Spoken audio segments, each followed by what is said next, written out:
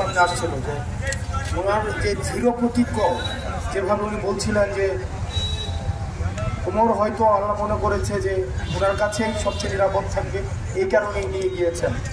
আমরা যখন কোরআনে পড়ি যে যিনি আল্লাহর উপরেই ভরসা করেন তার আর দ্বিতীয় কোনো সাহায্যের আর প্রয়োজন নেই।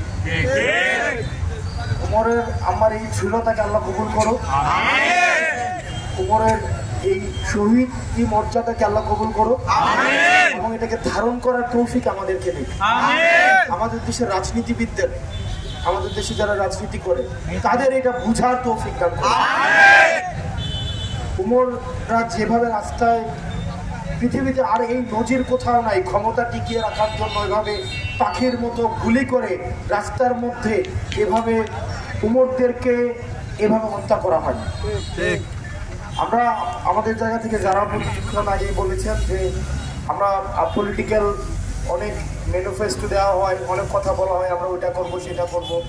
ন্যূনতম ওমরের মার সাথে কথা বলার পরে আমাদের ন্যূনতম চাওয়াটা হচ্ছে একটা রাষ্ট্রের কাছে এই ধরনের পরিস্থিতি যেন বাংলাদেশ আর কখনোই তৈরি না হয়, এতটাই এখন আমাদের মিনিমাম আমাদের আকাঙ্ক্ষা।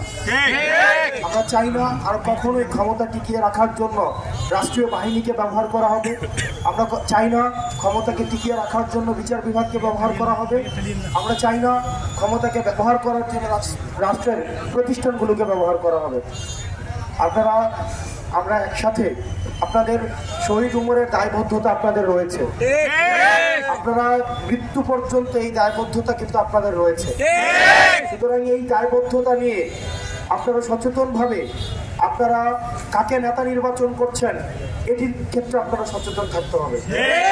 আমরা বিশ্বাস করবো আপনারা এমন কাউকে নেতা নির্বাচন করবে না যেই নেতা তার নৈতিক মূল্যবোধ নাই, রাষ্ট্রের প্রতি মিনিমাম কোনো ধরনের প্রতিজ্ঞা নাই, রাষ্ট্রের প্রতি মিনিমাম কোনো দায়বদ্ধতা নাই।